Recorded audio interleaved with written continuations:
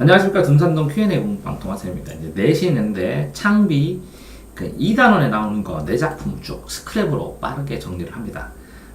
굉장히 빠르게 정리를 하니까 반복해서 들어보시기 바랍니다. 자, B를 딱 보면 하강적 이미지로 떨어진다는 걸 반드시 생각을 해야 되고, B가 배경이니까, 소재니까, 이 소재면서 제재다라는 생각도 하면서 B가 분위기를 형성하고, 이 비 오는 분위기가 뭔가를 확인해야 되는데, 자유롭게 쓰면서 감정을 써서 했대요. 서정시, 감정을 썼다는 거죠. 비 오는 데의 사건이 아니라 비 오는 데의 상황을 자유롭게 감정을 써서 했고, 그러다 보니까 비 오는 걸 묘사라는 건 국어에서 그림 그리듯이 이런 뜻입니다. 그림 그리듯이. 그러니까 형태를 묘사하거나 아니면 그 얼굴 생김새를 묘사하는 것이지, 성격 묘사 이런 말 할 때는 엄밀한 의미에서 묘사가 아니라 그냥 단어예요. 심리 묘사 이런 것들도 그냥 단어예요. 그러니까 외부 그림 그리듯이 형태를 명확하게 객관적으로 측정할 수 있을 때 묘사라고 그러고요. 이렇게 국어에서 감각적이라고 하면 오감각 얼굴에 있는 거 아시죠? 그 다음에 복합감각, 눈은 하얗고 차갑다. 한 문장에 두 가지 감각이 있으면 복합감각이라고 그러고, 그러니까 소리 없는 아우성처럼 이렇게 교집합, 공통집합처럼 한 가지 감각인데 이렇게 소리가 없는데 아우성이다. 그렇죠? 아니면 이렇게 청각인데 시각으로 변화했다. 변이했다고 얘기하는 걸 공감각이라고 그러고, 생각을 해보세요. 이제 얼굴에 감각기관이 있어서 뇌에서 심상으로 판단을 하거든요. 그러니까 이미지 심상을 판단할 때 그 감각의 출발 지점이 시각이면 시각인데, 뼈마디가 시리다. 그럼 골감각이에요. 뼈감각. 근육이 시큰하다. 그럼 근육감각이에요. 수능에서 한두 번 나왔으니까 복잡하게 나와도 체크를 하셔야 되고, 이 공감각에서는요, 감각에서 어떤 감각이 어떤 감각으로 변이 됐는가. 감각이 한 개죠. 종소리의 동그라미면 소리가 동그라미의 시각으로 변화한 거죠. 그러니까 어떤 감각이 어떤 감각으로 변한 것까지 확인하는 문제가 나오면 심화 문제입니다. 자, 그래서 아까 말한 것처럼 묘사를 하니까 풍경이 되는 거죠. 안 해도 되죠. 그러니까 풍경을 하는데, 이게 시간의 흐름에 따라 이게 서사라는 거거든요. 보통은. 근데 보통 사건 흐름은 소설만을 얘기하는데, 이렇게 풍경이 시간의 흐름에 따라 어떤 식으로 변하는지를 구조를 하면 연이 바뀔 때, 아니면 흐름이 바뀔 때 시간의 흐름. 그러면 아침에, 점심에, 저녁에 이렇게 비교를 하든지 계절에 따라 비교를 하든지 하면서 경치를 묘사를 했겠구나 라는 거에서, 그러니까 이 비가 내리는데 톡톡톡 떨어지죠. 그 간결한 시, 짧은 데는 짧은 비, 긴 줄이 나오면 긴 쭉쭉 나오는 비, 이런 식으로 묘사를 하면 좋겠네요. 글을. 네. 그런 감각적 묘사가 돼 있고, 그러면서 비가 오는데 이 묘사, 풍경을 왜 묘사하냐? 묘사 보여주면서 내 감정을 그대로 느껴라. 그 감정이 조금은 투영이 됐겠죠. 네. 그런데 이렇게 감정을 마구잡이로 표현하면 이 풍경을 해치죠. 네. 그러니까 감정을 절제할 수밖에 없는 거예요. 절제는 줄여줄 수밖에 없는 거예요. 자, 그러니까 이 전체를 외울 만한 게 없네요. 네. 풍경하고 다 연결되는 것이기 때문에. 네. 자, 보니까 그 작품을 봤는데 이 비 오는 단계, 이게 서사죠. 네. 서사는 이렇게 국어에서 동태적 흐름은 3개, 시간의 경과는 3개가 있어요. 서사와 인과와 과정이 있어요. 자, 서사는 사건 흐름으로 소설에서 많이 쓰이고, 라면 끓이는 과정 하는 것은 화살표로 나오고, 단계에서 비문학에서 많이 나오고, 인과는 원인이 먼저 있고 결과가 나중에 있는 걸 동태적이라고 해요. 나머지를 다 정태적이라고 해요. 정지. 수동태, 능동태 할 때 상황. 태는 상황이라는 뜻이고, 움직이는 상황이냐 정지하는 상황에서 동태적은 이렇게 인과, 서사, 과정이 나왔어요. 그러면 이거 서사의 흐름이니까 이 동태적인 거를 연결시켜서 내면 아이들 홀랑 틀리겠죠. 네. 이렇게 시험제 낼 수도 있습니다. 자, 작품을 보면 비가 오는데 저쪽에서 뭐라고요? 먹구름이 오니까 돌에 그름이 드리워집니다. 먹구름. 그럼 하필이면 왜 돌일까요? 라고 생각하면 좋은 걸 수 있어요. 그늘이 지는데 돌에 이 먹구름에 그림자가 진다. 단단한 건데도 꼭 바람에 흔들릴 것 같은 느낌.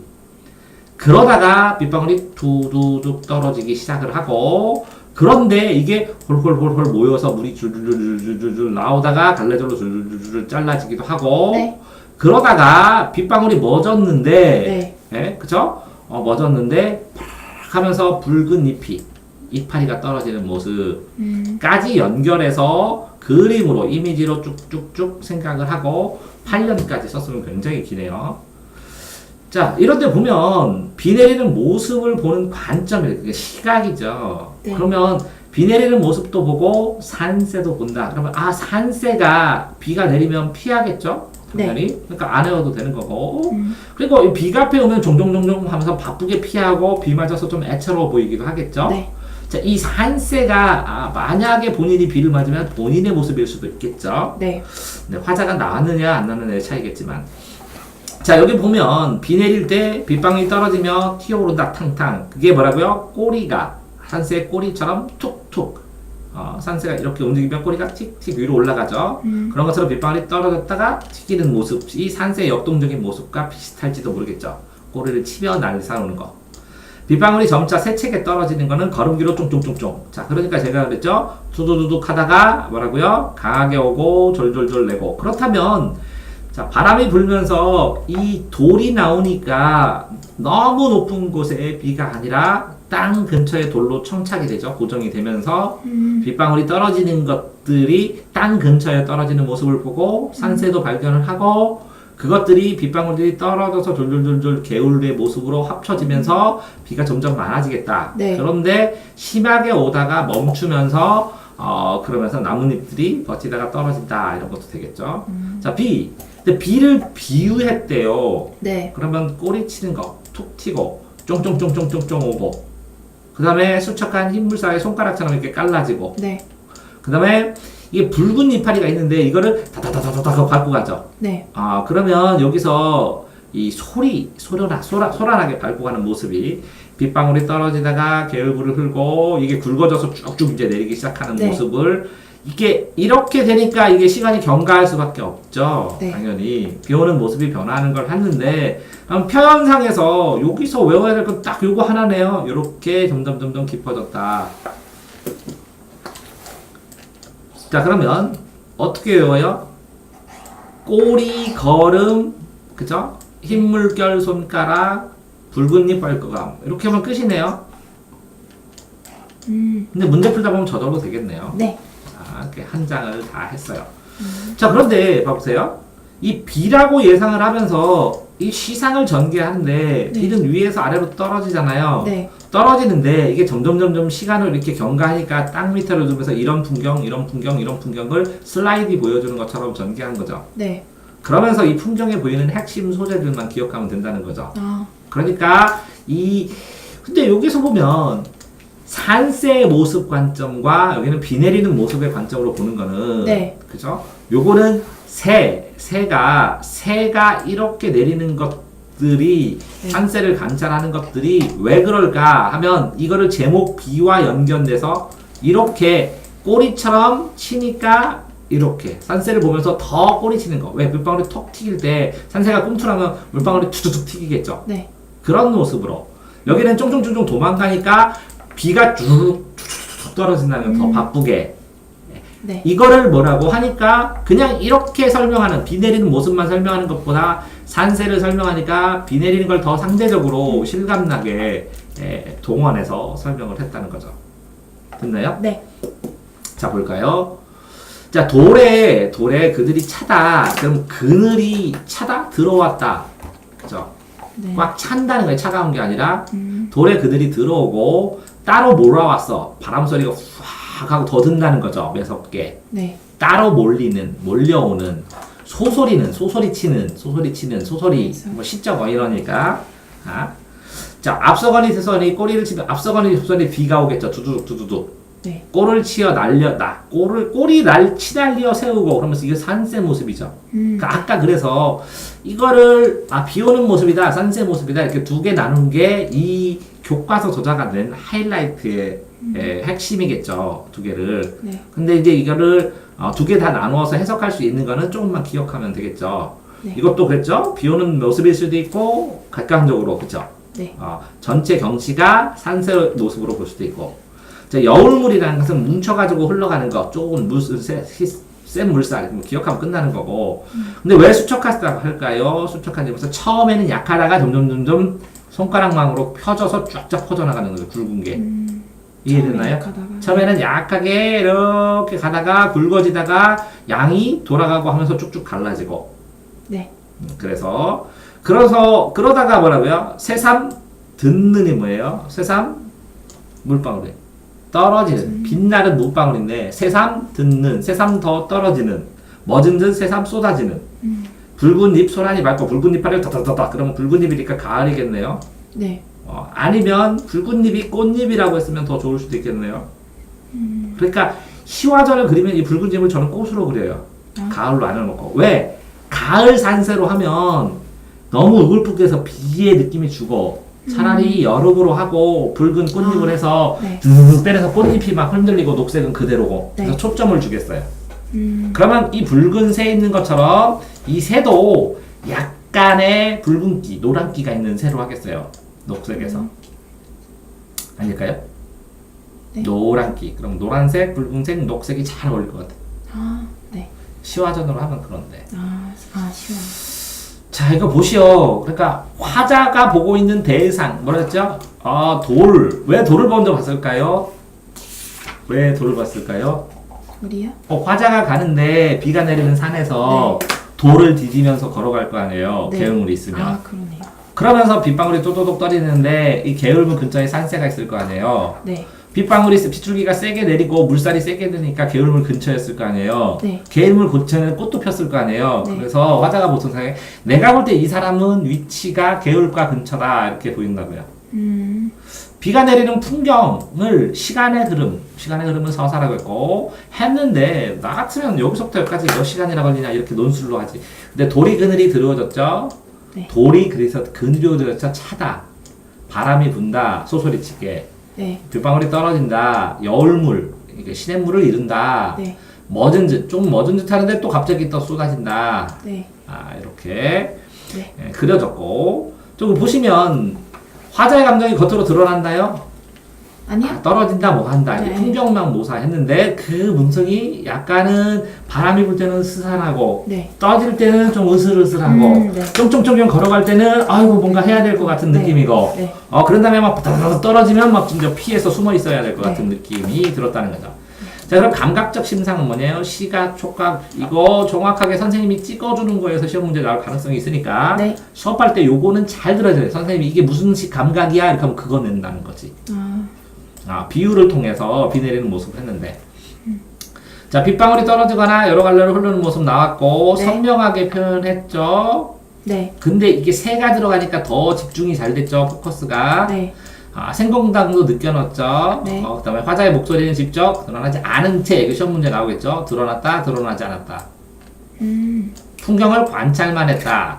묘사하고 있는데 한 폭의 그림을 감상하듯 이게 뭐라고요? 묘사란 뜻이라고 그냥 네. 묘사. 비가 내리기 전부터예요.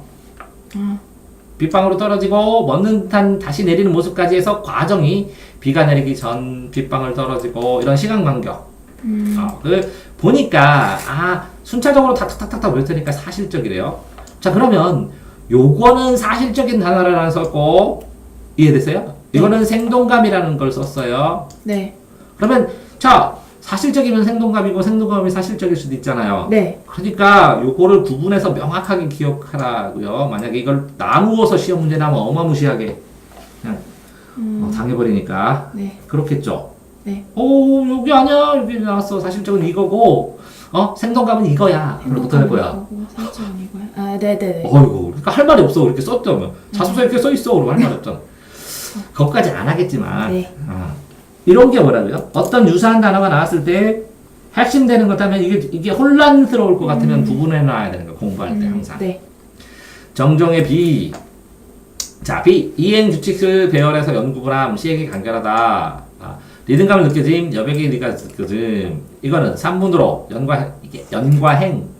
이 연은 덩어리로 있고 행은 이렇게 구분되는데 요 길이하고 요 길이하고 요 길이하고 이렇게 길이가 다르면 요 가치가 같은 거예요. 감정의 가치가. 감정의 가치가. 예. 근데 길게 쓰고 짧게 쓰면 감정이 압축된 거고 길은 거는 감정이 늘어진 거예요. 그것까지는 고등과정에서 수업 안 하지만. 네. 감상할 때 느끼면 나중에 필요해요. 구조를 볼 때도 그렇고. 네. 자, 어쨌든 줄글로 하니까 이렇게 시를 산문으로 바꿔 써오라면 어떻게 하면 돼요? 시를 쓴 다음에 사이사이에 채워놓으면 돼요. 글을 네. 더 추가로. 네. 그렇게 하면 되는데 애들 어떡하냐고 막 그러더라고. 어. 사이사이에 줄을 치우고 여기 쓴 거에다 또 사이사이에 더 줄을 쳐요. 네. 그러다가 나중에 요거와 요거의 단락을 딱 나눠 여기 늘어난 줄이 많으면 그러면 형식 단락이 한 단락 두 단락 세 단락 되는 거예요. 자 뭐라고요? 생략을 하고 그러니까 간결은 뭐예요? 간단하게 압축했다고요. 압축. 네. 압축을 뭐라 그래요? 함축이라 그래요. 함축 쓰고 함축을 하고 간단하게 쓰려면 뭐라고요? 상징을 쓰는 거예요. 현상의 특징만 딱딱. 그리고 그거 이해가 안 되니까 이미지를 쓰는 거예요. 이미지를 잘 보여줄 수 있도록. 근데 어쨌든 리듬감은 뭐라고요? 시니까 운율성으로 반복이에요. 당연한 거죠. 운율, 반복, 리듬감. 자, 여백의 미감이 없다는 거 절제, 생략의 미. 다 꽉 안 채우는. 이게 동양화에서 많이 얘기해요. 동양화의 여백의 미. 동양화에서 이렇게 종이가 있으면 요거는 우주, 텅 빈 우주처럼 하고 여기 바위하고 난초를 이렇게 가운데 자르는 거 한 번 이렇게 그려주는 거예요. 그리는 순서도 있어요. 그럼 여기는 텅 비워놓고 글자를 쓰기도 하지만 여백의 미 됐어요? 네. 자 리듬감을 거의 느낄 수 없다. 근데 네. 산문인데 리듬감이 있으면 산문시라고 그래요. 산문은 안 하고. 네. 자 여백의 미가 드러나지 않는다. 꽉 채워서 다 설명해 준다고. 자 그러면 특징이 뭐 이 감각적 이미지의 특징은 뭐라고 해서 이렇게 까칠한 산색으로 비가 많이 난다고요. 시각적 이렇게 써있죠. 네. 요거는 뭐라고요? 비유해 시각적 이렇게 써있죠. 왜 시각적이에요? 묘사니까. 묘사. 그러면 이거는 뭐예요? 청각적 이렇게 나오네요. 네. 소란이 밟고 가는 소리, 붉은 잎 시각. 됐어요? 네. 그러면 자 빗방울이 살아있는 생물에 빗대요. 이거 화류법. 죽은 무생물을 생물로. 이해됐어요? 네. 그냥 화류법이라고 써지지 왜 이렇게 써졌지? 그러게요. 자 그럼 다 됐죠? 네. 자 한 단어 끝. 네. 자 두 번째 단원 삼포 가는 길. 삼포 가는 길 핵심 정리. 끊어서 해줄 게 낫겠다. 한 단어씩. 잠깐만요.